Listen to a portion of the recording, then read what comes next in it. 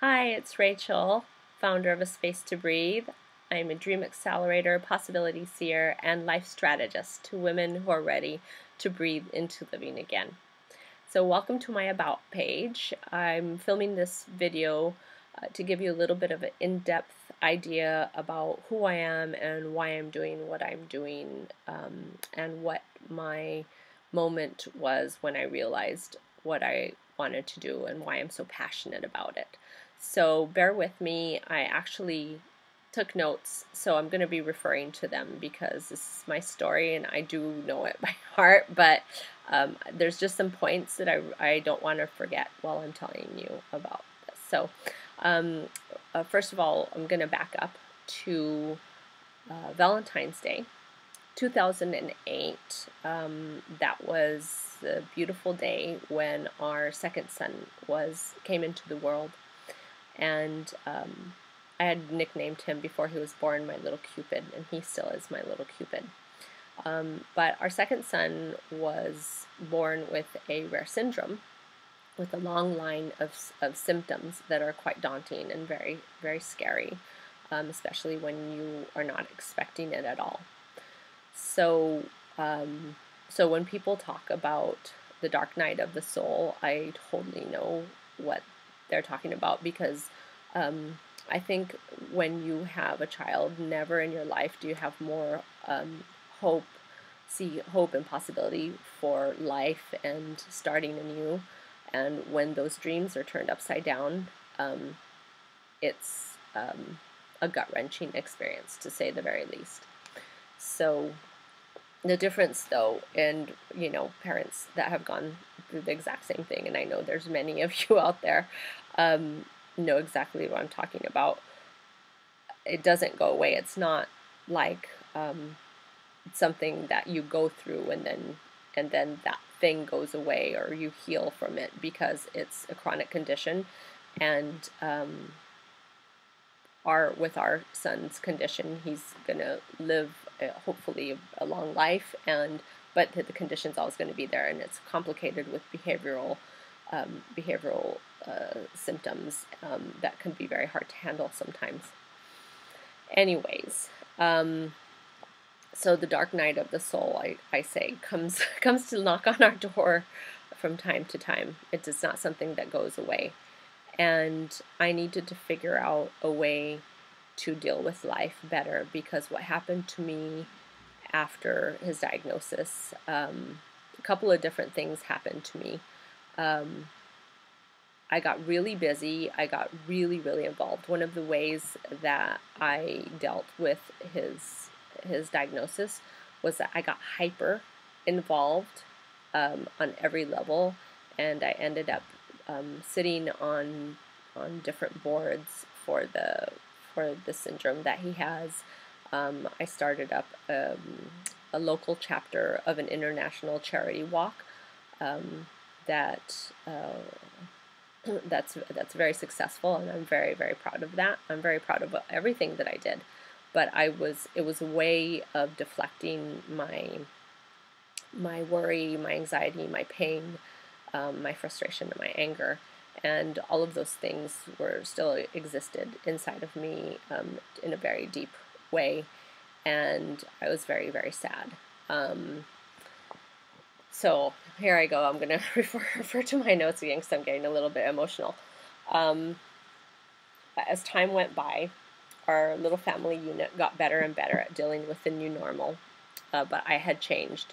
I had become bitter, frustrated, angry, and very stuck. The fear I held in my heart about my son's future and mine, because I had stopped thriving and I was on survival mode, affected myself and my family deeply. I blamed everything and everybody else for the way I felt. It was horrible for everyone around me, but also because I could see what I had become. I felt like an angry and empty shell. It made me even angrier and sad, and I cried a lot of angry and frustrated tears back then. And I already talked to you about one of the constructive ways is that I got hyper involved with everything that I could, so that I wasn't dealing really at home with it. And then, well, there's so many medical appointments and just like keeping hyper busy, like not resting and not staying up late, reading all the time about it, which is it's normal too, though. It's normal. And once again, I know any parents out there with kids with special needs, they know exactly what I'm talking about. But I had become, what did I say? I'm extremely proud of these endeavors, and perhaps by becoming so proactive, I replaced the anxiety of dealing with his condition with the anxiety of being spread so thin.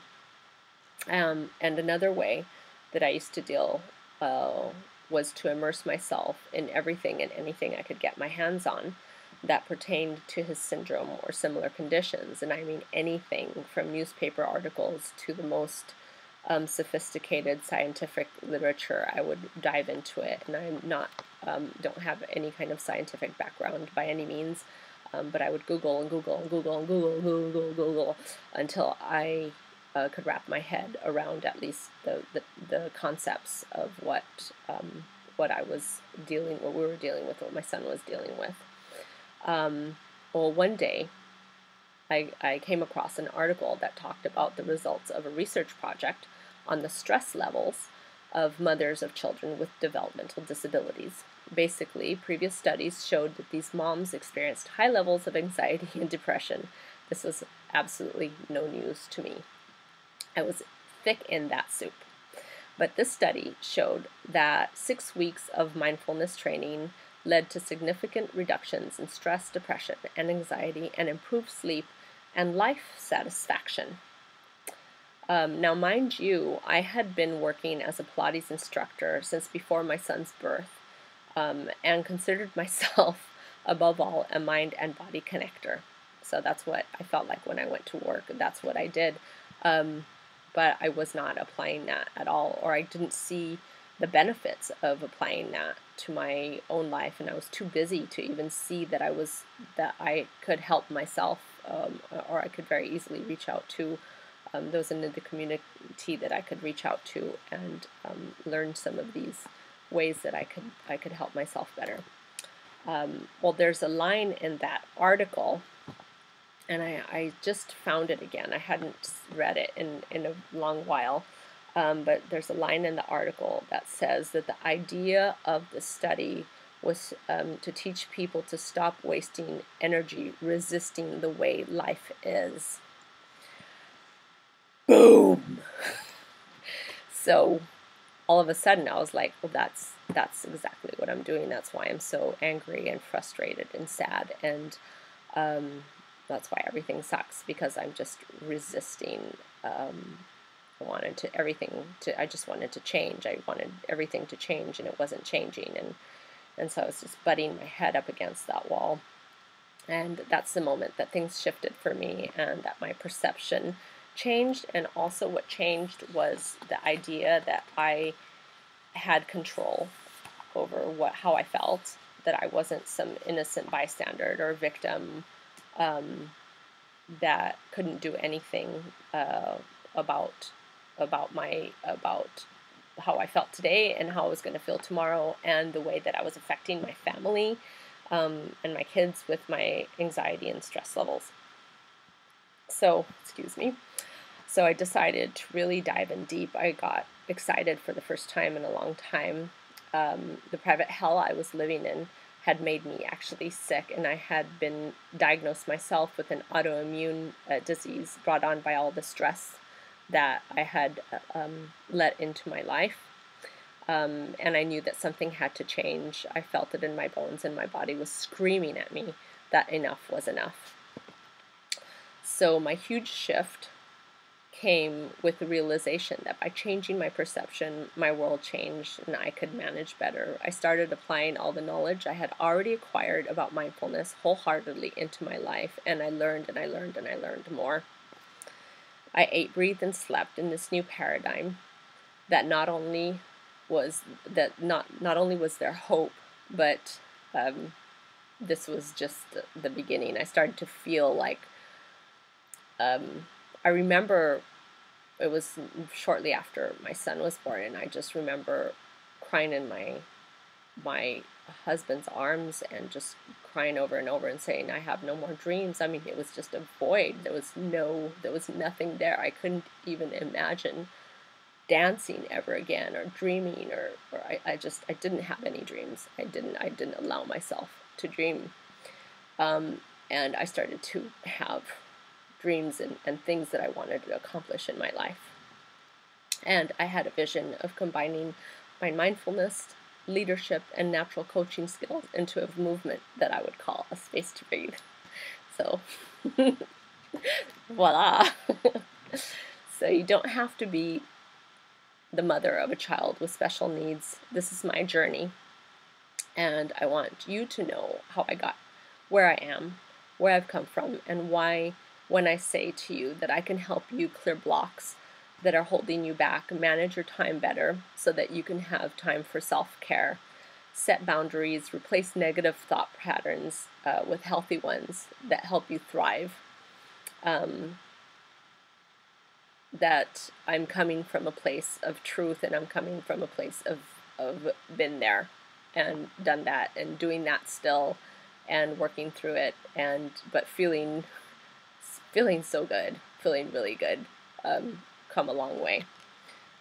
So, well, I guess the last thing I want to say is that that my business isn't about selling a lifestyle that's cupcakes and Unikitties.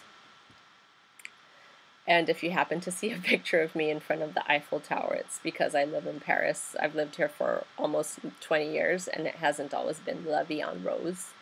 That's not what I'm pitching. I'm not pitching a lifestyle. My son hasn't been miraculously healed. Life is still busy, and there's still stress. But I know how to deal with it, and I know how to teach other people to deal with it, and to find their space to breathe. And I just want you to know it's not only possible, I want you to know that life is more than ready for you to breathe into living again. There. So that's my story. Thanks for listening. Bye.